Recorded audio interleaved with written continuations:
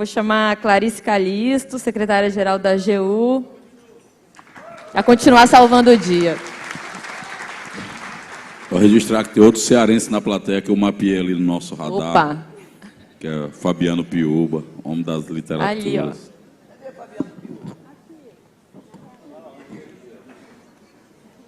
Queridíssimo, referência para nós. Salve, Fabiano. Bom, gente, boa tarde. Que alegria gigante estar aqui. Tem muitos anos que eu estou aí labutando na área da cultura, do direito da cultura, e esse evento é muito especial. Poder ver a força de ver os gestores reunidos, com o Ministério da Cultura recriado, o Brasil em reconstrução.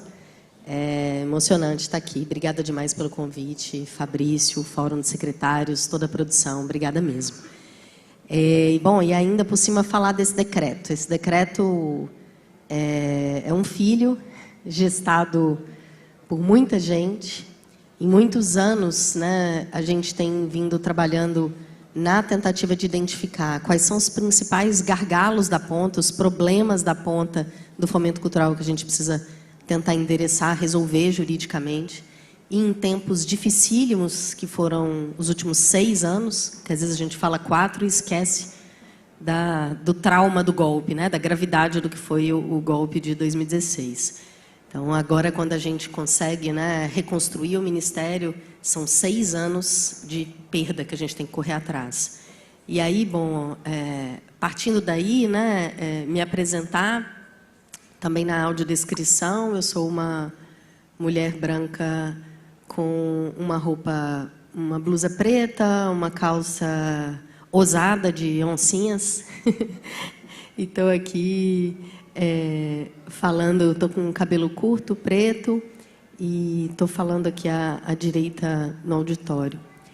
Bom, eu estou como secretária-geral na Advocacia Geral da União. Para quem conhece a estrutura de Brasília, como se fosse secretário executivo de ministério. Então, estou num lugar muito privilegiado hoje para poder impulsionar essas mudanças, né? Não trabalho só com a cultura, trabalho com várias áreas de políticas públicas. E esse decreto, esse filho que nós gestamos, tanta gente ao longo dos últimos anos, ele vem logo no começo do governo Lula, a partir de um diálogo muito franco que a gente fez com o próprio presidente Lula. Márcio estava presente no dia, a gente teve esse prazer de levar a ele o tamanho do problema de implementação de política pública no Brasil. E foi aí que a gente teve o grande apoio dele para poder dar um salto nesse tema. Bom, já começo aqui dizendo, olha, a AGU, a Advocacia Geral da União, hoje, nosso lema estamos a serviço da democracia. Deveria ser o óbvio, que pena que a gente tem que falar isso nesses tempos, mas temos que dizer, estamos a serviço da democracia, Elisa.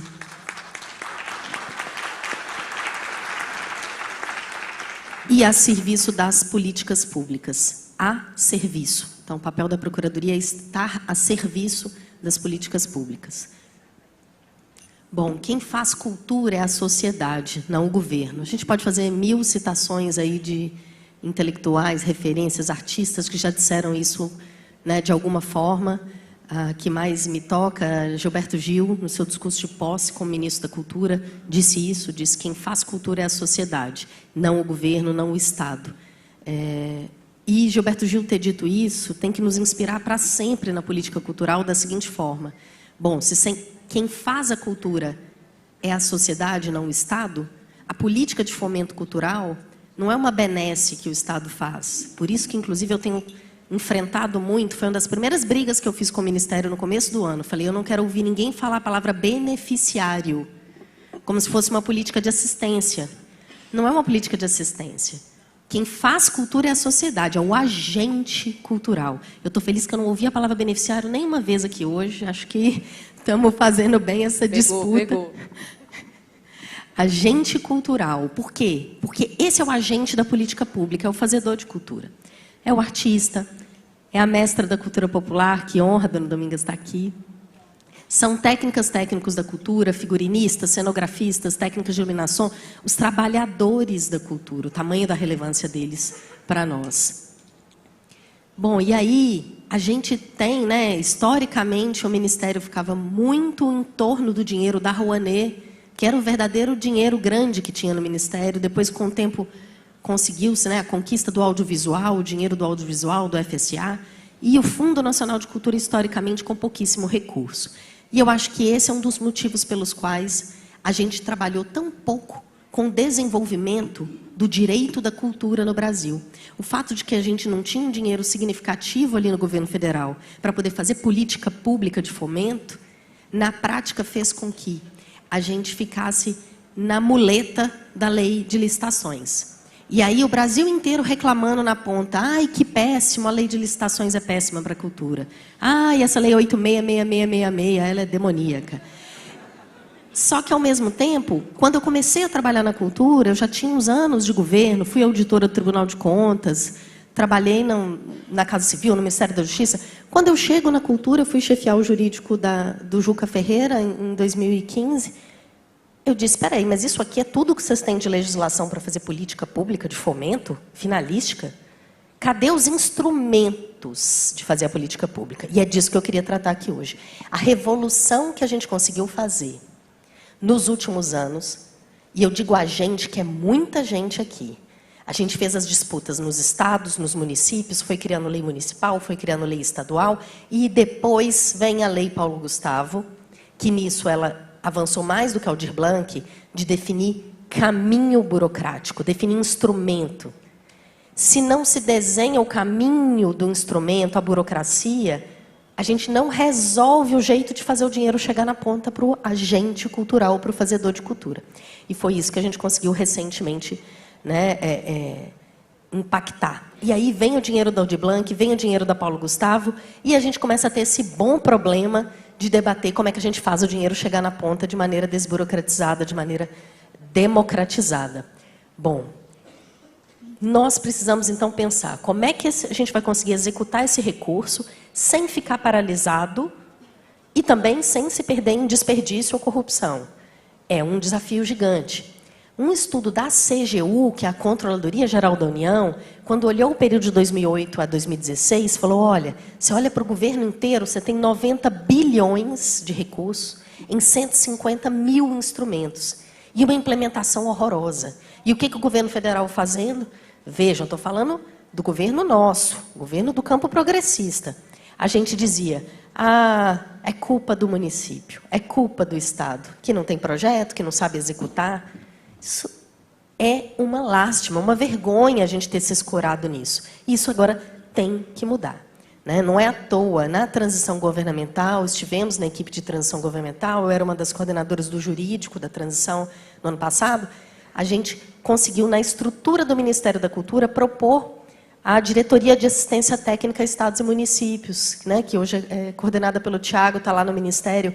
Por que criar uma diretoria de assistência aos estados e municípios? Porque é a revolução. Os estados e os municípios poderem saber executar é responsabilidade do Ministério. Bom, e aí, diante de todo o desafio, né, a AGU resolveu agora no começo do governo que a gente vai apoiar todos os ministérios nos desenhos de novas caixas de ferramentas da política pública.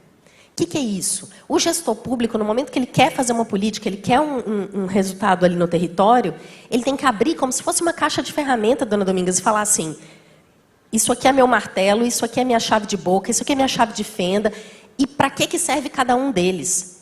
Cada ferramenta que um gestor público, que está dentro do poder público, usa, tem uma finalidade diferente. A cultura não tinha uma caixa de ferramenta bem desenhada. Até outro dia, gente. Agora que nós estamos correndo atrás desse prejuízo. E botando a culpa no Tribunal de Contas, no jurídico. Se você não tem uma caixa de ferramenta bem desenhada, o Tribunal de Contas vai ter que inventar uma normativa para aqueles casos. Vai ter que usar a Lei 8666. E não estava errado de fazer isso. Errado estava a gente, como campo, não ter formulado. É óbvio que tem uma enorme disputa política. A cultura sempre foi um campo lutando para existir. Mas o fato é que agora conseguimos, com muita luta, essa conquista de desenhar instrumentos. Então, é disso que nós estamos tratando nesse decreto. E foi assim, né, que a parceria da AGU com o MINC, os dois ministros, né, ministro Messias e ministra Margarete, assinam junto com o presidente Lula o novo decreto do Fomento Cultural. Decreto 11.453, de 2023. O que esse decreto faz? Ele organiza algumas coisas que sempre estiveram espalhadas em boas interpretações, que a legislação do Ceará tinha avançado. A do Distrito Federal, Márcia, tinha coisa linda ali do governo Hollenberg, que a gente foi pegando aqui, pegou ali. Ah, isso aqui também é bom lá na Prefeitura de BH. Não, isso aqui na Bahia já se avançou. A gente reuniu boas práticas, consolidou no decreto um jeito de interpretar a legislação. Então, isso foi muito importante, né? E um dos efeitos de um decreto, um dos motivos de se fazer um decreto de um presidente da República é esse, é interpretar as leis, é fixar um jeito de interpretar, organizar um caminho do recurso. Beleza. Então, a gente também dialoga com um dispositivo que está na Constituição. Lá na Constituição de 88 falava assim, os mecanismos de fomento integram o sistema de financiamento à cultura. Está lá, ó, no artigo 216A. Faltava o quê? A gente legislar abaixo, explicar que sistema de financiamento à cultura é esse, como é que esse negócio funciona, que assunto é esse de fomento e que caixa de ferramenta é essa que o político ou o técnico que estão dentro do poder público vão poder usar. Bom, aí no novo decreto fica... Eu vou passar aqui rapidamente, porque, assim, eu falei com o pessoal do evento, eu falei, eu não quero só chegar e fazer uma fala sobre a relevância do decreto, das inovações. Eu queria tratar um pouco de detalhe. Vai ser chato, gente. É por isso que ninguém da cultura nunca tinha avançado tanto nesse tema, porque esse tema é chato, é insuportável. Então, a gente, advogado, tem que estar disposto a mergulhar nisso. Eu queria passar rapidamente. Primeiro, deixar muito claro que já foi um debate que uma pessoa física sozinha pode ir lá e acessar qualquer edital do fomento. Tem que poder ir lá. Um coletivo. O que é um coletivo? Um monte de pessoa física que não tem o CNPJ. Tem que poder acessar? Tem que poder acessar. Ah, eu sou MEI, porque esse é meu jeito de conseguir ter uma previdência. Hoje a MEI facilitou para muita gente. Pode ser MEI? Pode, está escrito no decreto. Pode ser entidade da sociedade civil, a antiga ONG, que agora a gente chama de OSC, Organização da Sociedade Civil? Pode. Pode ser empresa com lucro? Outro debate na cultura. Ai, mas vai ter lucro? O Estado vai colocar dinheiro num negócio que tem lucro? Sim. Como disse a Elisa, o Estado bota dinheiro num monte de empreendimento milionário, lucrativo, quando bota numa empresa cultural, do teatro, da dança, ah, meu Deus, mas é dinheiro público num negócio que dá lucro. Sim, o Estado tem um papel de indutor de desenvolvimento econômico. Que ótimo que o Estado bota dinheiro no Grupo Corpo e isso dá mais força a eles para fazer turnê na Europa. Isso é maravilhoso, leva o nome do Brasil, isso aumenta ao máximo a expressão da dança no país, é super importante, não tem problema nenhum. Cultura é vida em movimento. Então, a gente tem que fazer esse debate dentro da política pública. Ação afirmativa. Isso aqui é outra coisa que a gente chegou a achar que era óbvio. Não, é óbvio que pode fazer ação afirmativa, é óbvio que eu posso fazer uma ação para poder pessoas negras terem determinado, ou um edital exclusivo, ou cotas. Óbvio nada, gente. Quando eu cheguei no Ministério da Cultura, lá ainda, antes do bolsonarismo, mas, né, aquela semente lavajatista sendo plantada ali, um edital que era exclusivo para ciganos, para pessoas ciganas, estava sendo questionado numa ação civil pública, e não era pelo Ministério Público, não. Era pela Defensoria Pública. A Defensoria Pública tinha entrado com uma ação civil pública, paralisando um edital para pessoas ciganas, dizendo, sabe o que, Elisa? Tem que ser cota. Esse edital, ele tinha que ser um edital assim. Todo mundo pode apresentar projetos culturais aqui. Tem uma cota para os ciganos. Pois eu peguei um avião, fui lá, conversei com o juiz e pedi uma audiência de conciliação e falei com o defensor público autor da ação. Meu senhor, olha o tamanho do orçamento do Ministério. Nessas centenas de milhões, esse editalzinho é uma cota. É evidente que nós não achamos razoável se o Ministério decidir que ele vai pegar o orçamento dele inteiro e vai entregar só para o povo cigano. Mas esse edital exclusivo para ciganos, ele é uma cota dentro do cenário, porque ele dizia, só pode cota, porque o STF falou que cota é constitucional, tudo bem. Qualquer outro formato de ação afirmativa é inadequado. Eu ouvi isso. Defendendo o Estado, a Defensoria defende o Estado contra o sujeito. A Defensoria, nesse caso, estava dizendo que estava errado, entendeu? O edital do Ministério da Cultura. Bom, e aí conseguimos... Só que aí era uma questão de vaidade, eu negociei com um cara um inciso de uma portaria escrevendo uma bobagem, e ele topou, a gente fez um acordo, acabou com a ação. Mas esse edital ficou 5 meses paralisado. Até que a gente consegue entender o caso, ir lá negociar e fechar. Então, bom, como óbvio tem que ser dito, a gente escreveu no decreto. Pode fazer edital específico? Sim. Cota? Sim. Bônus de pontuação? Sim. Foco em território? O que foi feito no DF? Isso aqui só vai ser acessado pela favela da estrutural. As comunidades... Bônus de pontuação a pessoa negra já começa o edital com 10% a mais. Já começa com... É o mínimo, né? A gente sabe que isso é o mínimo. Agora, nos territórios, Zezé, a gente, no Distrito Federal, quando o Thiago entrou lá como subsecretário de Fomento, algumas das comunidades mais populosas, tinha comunidade que nunca, em décadas de fundo, nunca ninguém tinha acessado. Nunca, só nunca. Nunca. E aí, Thiago cria um edital regionalizado, com muita contribuição de uma mulher preta fantástica, se chama Jaqueline Fernandes, presidenta do Instituto Afro-Latinas, maravilhosa, pessoa das que mais me ensinou nessa vida em política pública. Eles desenharam um edital que eles diziam assim, vai ter que alguém da estrutural ser contemplado. E aí foram até a comunidade da estrutural e falaram, esse recurso aqui é só de vocês. O que aconteceu, gente?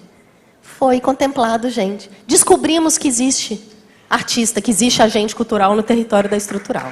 É o óbvio, né? Mas aí a gente tem que escrever no decreto, e agora a gente escreveu, que pode fazer isso. E essa galera aí foi o público-alvo para emplacar a ideia de que Lei Rouanet é coisa de ladrão. Ela nem sabe o que é Lei Rouanet, mas pegou porque ela não recebe, então alguém está roubando, entendeu? E veja, faz sentido que essa galera critique um sistema público de financiamento também, que ele não tem o menor acesso, né? Então, essa disputa tem que ser feita. Eu fiquei muito provocada pela sua fala aqui. Acho que a disputa no território, a disputa política, ela é muito importante, a disputa de defesa da democracia. Então, bom, tudo pode fazer sentido de ação afirmativa, tem que desenhar direitinho no edital. Tá, mas assim, o tal do decreto do fomento, qual que é o pulo do gato? Por que eu posso falar assim? Esse decreto é inovador mesmo, ele pode mudar a vida lá na ponta do município, do estado que topar usar esse caminho. Por quê? O central, gente, o pulo do gato, o que muda a história nesse decreto é, ele crava, tem uma expressão do Sérgio Sampaio, artista aqui, capixaba, vem pra cá, fico pensando nele, maravilhoso. Já ganhou Ele ponto fala, por citar. Não, maravilhoso, eu sou apaixonada por ele, e ele tem uma frase que ele fala assim, cada lugar na sua coisa. E aí eu fiquei pensando nele hoje, revisando esse material, falando, ó, cada lugar na sua coisa. Cada modalidade do fomento, cada tipo de apoio que você faz na gestão cultural tem uma finalidade. E essa finalidade muda o modo como você põe o dinheiro. Tem que mudar, entendeu? Você não tem que botar dinheiro do mesmo jeito. Um artista que fala, eu fui aprovado num festival na gringa, preciso de passagem. O artista que fala, eu preciso de dinheiro para poder botar de pé uma peça de teatro. O outro que fala, eu preciso de dinheiro para estudar e desenhar a minha peça de teatro. Não é nem para circular, eu preciso pesquisar e desenhar, escrever essa peça. Preciso estudar para montar uma peça de alto nível. Essas coisas são todas coisas diferentes, são finalidades diferentes. Cada lugar na sua coisa, como diz o Sérgio. Então, o que a gente fez no decreto foi deixar claro assim. Fomento à execução de ação cultural. Botar dinheiro para fazer alguma coisa. Apoio ao espaço cultural. Um dinheiro para manter um teatro. Concessão de bolsa, concessão de prêmio, não é tudo isso aí o mesmo cesto que você fala assim, presta conta aqui. Nada a ver, assim, e isso não é nada a ver no jurídico. Para cada modalidade tem uma coisa que a gente chama de natureza jurídica. Natureza jurídica é a explicação de como é que aquilo se encaixa dentro do direito. E isso impacta o quanto eu vou ser exigente ou não com o artista naquele caso. Então, veja, quando eu apoio uma ação cultural que vai acontecer no futuro, ou um espaço cultural, eu estou criando obrigações futuras. Você vai ter que fazer a peça de teatro, você vai ter que fazer alguma coisa. Conceder a bolsa é você apoiar para a pessoa comer, pagar aluguel. O dinheiro que a pessoa vai comer, pagar aluguel, ele é uma doação. O Estado não tem que te perguntar onde que você gastou esse dinheiro. E eu não estou inventando isso. Na legislação, esse instituto jurídico chama doação com encargo. Já é o que rola com uma bolsa de mestrado, de doutorado. Você não dá uma bolsa de mestrado para o mestrando e fala, né? A CAP, CNPq não fala. Traz aqui cada centavo do que você pagou de aluguel, conta de luz, supermercado. Não, por quê? A bolsa, ela é alimentar. A pessoa faz o que ela quiser. E está tudo bem. Você está dando a ela as condições materiais para cumprir um encargo. O que é um encargo do mestrando? Escrever a dissertação, defender o mestrado. O que é o encargo de um artista que pede apoio para viajar? Ele tem que viajar. Ele tem que ir até o festival se apresentar. O que é o encargo de um artista que quer fazer uma residência artística na África do Sul? Ah, eu quero ir lá conhecer um corpo de baile maravilhoso, eu sou bailarino, quero ficar um tempo lá em residência artística. Ele não tem que ficar juntando notinha fiscal do que ele fez. Ele tem que me apresentar o certificado lá, a declaração daquele corpo de dança, de que ele esteve lá durante um ano, fez aquela residência artística lá. Parece bobagem. É bobagem. É chato ficar conversando disso. Mas muda tudo. Muda tudo. Em como você chega, em qual agente cultural você chega, em como a coisa acontece. E premiar.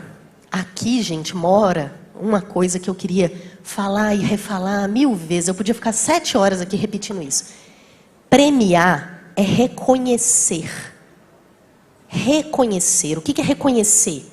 Premiar é a gente virar para uma mestra da cultura popular e falar: obrigada, em nome do Estado brasileiro, obrigada pela contribuição de uma vida inteira para a cultura. Então, qual é a natureza jurídica disso? É uma doação. E é uma doação sem encargo. Eu não estou gerando nenhuma obrigação para o futuro, porque essa pessoa já entregou tudo no passado. Quando eu reconheço que uma mestra da cultura popular, que uma mãe de santo de um terreiro, está ali uma vida entregando, eu tenho que só entregar um dinheiro. Ela vai me dar um recibo de que ela recebeu aquele dinheiro. Às vezes não vai nem precisar disso, se está no nome da pessoa a conta e tal. Mas é um recibo. E tchau. E arquiva aquele processo, toca a vida. Não pode gerar obrigação futura isso aqui. Ah, vou usar prêmio para tudo. Não, se você usar prêmio para tudo, você não vai ter novas ações em movimento induzidas pelo Estado. Mas você tem que combinar. Isso é que é a tal da caixa de ferramenta. Você tem que combinar essas 3 coisas no uso do recurso público. Agora, cada uma gera uma burocracia diferente. O de cima é mais burocrático, o do meio, você só pede a pessoa para cumprir o encargo, de comprovar que cumpriu aquele encargo, sem ficar com muito detalhe. E o terceiro, nada, recibo, um beijo, tchau. Tudo isso, o decreto inova, mas ele inova porque ele lê a legislação que sempre existiu e que a cultura não tinha feito esse movimento técnico-burocrático de ler o que já estava na legislação. O Instituto Jurídico da Doação com Encargo, da Doação sem Encargo, existe no Código Civil, na Lei 10.406 de 2002. E o direito civil, ele é o que a gente chama no mundo jurídico, direito comum. Ele está disponível para a administração pública para ser utilizado. Então, isso aqui é central, gente. E aí isso impacta tudo. Ah, eu vou fazer uma ação cultural, né? Vou apoiar uma ação cultural que vai acontecer. Gravar o disco, botar a peça de teatro na rua, aquele lá, beleza, obrigação futura. Qual edital vai ser? Qual instrumento eu vou usar? O decreto já dá a dica, também para diminuir um pouco a paralisia, o medo, o que eu posso usar, o que eu não posso usar. O decreto explica. Você quer fazer um negócio que só a entidade da sociedade civil, que tem CNPJ e tudo, vai poder tocar? Usa a Lei 13.019. Ah, não, isso aqui é meu público, é cultura viva. Todos nós aqui sabemos o que é o público cultura viva. Vou usar o termo de compromisso cultural da cultura viva. É outro instrumento. O que é instrumento? É o papel que você assina. O termo de execução cultural. Ah, esse aqui é super ultra novidade. O que é o termo de execução cultural? O que a gente escreveu na Paulo Gustavo, que é termo de execução cultural. E aí tenho orgulho de falar, gente, fiquei até vaidosa quando você falou, o legislador aqui foi inteligente. Eu falei... que a gente, estou brincando, mas assim, a gente, nesses últimos anos, uma coisa que muitos de nós fizemos foi labutar muito no parlamento para ajudar a escrever essas leis emergenciais, né? Não foi, Clarice, pela AGU, eu sou servidora de carreira da AGU, mas ali estava como ativista, eu fui uma especialista consultada na hora de escrever na Paulo Gustavo essa parte burocrática, e aí sim, deliberadamente, a gente quis escrever prestação de informações para deixar claro do que nós estamos falando. Porque essa confusão da expressão prestar contas com o financeiro. Sendo que prestar conta é uma coisa que a gente usa a vida inteira. Você prestou conta para o seu pai sobre isso que você fez? Né? Prestar contas diante da vida. Não necessariamente é o financeiro. Prestar contas é dar satisfação. Então, todos temos que prestar conta, dar satisfação sobre tudo que a gente faz no serviço público e tudo que a gente faz nessa vida. Né? Nos responsabilizamos pelo que a gente faz. Mas achar que isso significa ficar guardando notinha fiscal de cada centavo em tudo que a gente faz do fomento, não faz o menor sentido. Então, aqui, né, os instrumentos vão ser escolhidos. E esse último eu fiz questão de botar aqui também para ficar muito claro. Cada município, cada estado mantém a sua autonomia federativa. O decreto não arranca a autonomia federativa de ninguém. Se você quer usar um instrumento, um caminho jurídico que está na sua lei municipal, na sua lei estadual, que já roda bem, que tem uma engrenagem bacana, beleza. Então, quero até ver como é que o povo do Ceará, que tem uma lei maravilhosa, se vai usar o deles ou vai usar o do decreto. No DF, a mesma coisa, né? Mato Grosso também avançou muito. Tem vários lugares que têm boas legislações, município de BH, vamos ver o que eles vão optar. Mas tem essa opção. A bolsa, já falei, né?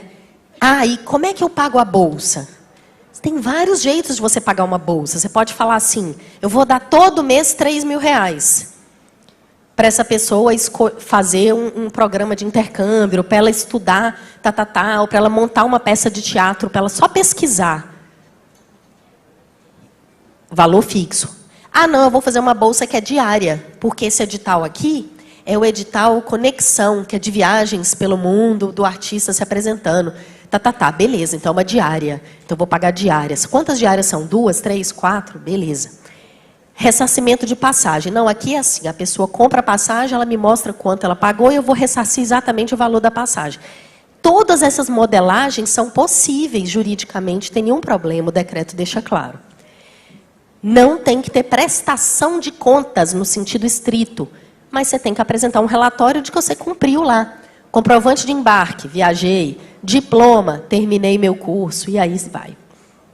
Vedada a exigência de demonstração financeira, o decreto disse. Precisava dizer? Não, é o óbvio. Mas a gente precisa falar o óbvio quando a gente está fazendo mudança de cultura. Está escrito, vedada. Ah, mas meu procurador aqui falou, mas eu faço questão. Não, o decreto falou que está vedada. Para a gente entender do que se trata, entendeu? E por que veda, gente? Porque é a exigência ilegal de cumprimento de obrigação por um particular. Vocês entendem? Quando você exige mais, mas eu sempre posso exigir mais cuidando do recurso público. Que Estado é esse? Que visão autoritária de Estado? Né? No direito administrativo tem a tal da supremacia do interesse público. Quem escreveu a supremacia do interesse público na lei, gente, foi em 1967, auge da ditadura. Essa não é uma leitura razoável do direito público, Guilherme Varela. Meu professor querido. Não é. Supremacia do interesse público é um princípio que a gente tem que ler ele à luz da Constituição de 88. Você não pode criar para o particular uma exigência que em lei não se pode exigir. Então, não tem lógica. E premiar, a gente já falou bastante aqui, mas eu posso falar mais 10 horas sobre premiação. Como é que nós vamos poder usar o decreto do fomento, gente? Então, o governo federal vai poder usar, as vinculadas vão poder usar. Leonardo Lessa, meu amigo, perdão que eu não consegui colocar o termo de execução cultural para todo o seu dinheiro, mas para alguns instrumentos aí dá para encaminhar. O decreto pode ser usado pelo governo estadual, DF ou municipal para executar os recursos federais que recebeu. E aí, gente, assim, de novo, contem com o Ministério. Vai ter modelo, vai ter apoio. Quem não tem o celular do Thiago Rocha, da Laís, que trabalha com ele, peguem, cutuquem, que eles estão lá para isso. Bom, e aí, por fim, a gente dizer, tem várias coisas legais no decreto sobre a fase de chamamento público, tem várias coisas, né, interessantes do decreto de naturalização do diálogo da administração com a sociedade civil. Encontrem seus agentes culturais, chamem as pessoas em audiências públicas para orientar a elaborar a proposta. Não tem nada de problema nisso. Isso é o jeito adequado de se lidar com o fazedor de cultura, que é o protagonista da política cultural, como a gente estava falando aqui no começo. Para finalizar, a coisa da prestação de contas, está muito forte no decreto a tentativa de balancear o controle formal com o controle de resultados. Então, o objeto é o primeiro foco, o financeiro vem em seguida, porque isso tem um sentido. Cada vez mais já está comprovado, inclusive na auditoria, eu fui auditora de Tribunal de Contas, a gente estuda, o controle de resultados ele é mais eficaz para prevenir corrupção, desvio, se você consegue combinar ele com monitoramento, com acompanhamento das coisas rolando. E não quando você vai deixando aquelas prestações de contas financeiras se acumular e depois fica sendo exumador de cadáver, procurando de que morreu aquele defunto, que é o processo. Se você consegue cuidar do processo de fomento ao longo da vigência, e quando você abandona o controle formal, libera a equipe dentro do poder público para fazer monitoramento. Eu vi isso acontecer, eu não inventei, eu vi na Secretaria de Cultura do DF. A gente pegar uma equipe e falar, vocês que são olhadores de detalhe de nota fiscal, agora vocês vão monitorar enquanto está acontecendo. Esse cara deixou de ser médico legista e virou o quê? Fisioterapeuta, médico. Ele passou a cuidar dos instrumentos e ver o problema em tempo de poder resolver. Então, para a gente, isso é muito importante. Quando o recurso é de origem municipal ou estadual, você, em princípio, não consegue usar o decreto, porque o decreto foi feito para os recursos de Aldir Blanc e Paulo Gustavo. Mas o que dá para fazer, gente? Cada um de vocês, cuja legislação local não impedir que isso seja feito, pode fazer um decreto municipal repetindo o nosso. Isso não tem problema. Agora, está na autonomia federativa de cada ente. Por fim, gente, nós não inventamos prestação de contas focada no objeto. Adoraria dizer que foi nós que inventamos, não foi. Muitas legislações trouxeram antes de nós. Então, teve lei do Miroski, que é a 13.019, tem Cultura Viva, tem o Marco de Ciência e Tecnologia para sair um pouco da cultura. Então, essa é uma tendência no governo federal, essa é uma tendência no poder público e é uma tendência, inclusive, de outros países. Por quê? Porque funciona melhor. Então, a gente tem que dar esse salto nas políticas públicas. Por fim, gente, dizer... O convênio não era garantia de nada, aquele modelo antigo não conseguia prevenir de verdade, a gente tinha segurança institucional, tinha segurança jurídica e formava estoque de prestação de contas. Então, estamos muito convictos do ponto de vista técnico-jurídico do movimento que nós estamos fazendo, além de acreditar que ele é melhor para a cultura brasileira. Então, esse é um momento muito importante para nós. Então, finalizo dizendo... o decreto sintetiza essa nova caixa de ferramenta, ele caminha rumo à construção, à consolidação do direito da cultura, que é um enorme desafio de todos nós. Então, em juridiquês, a gente tem que enxergar diferentes regimes jurídicos, com diferentes finalidades, instrumentos específicos. Isso é desafio. E em papo mais reto, os governos precisam ser mais efetivos no fomento da cultura. E isso, com esse dinheiro de Paulo Gustavo e Aldir Blanc, ficou mais claro do que nunca.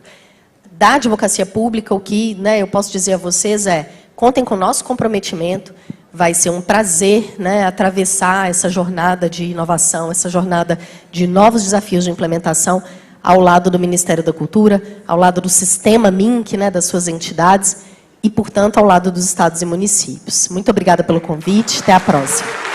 Querida. É isso. Oi. Clarice, salva. Calma aí. Você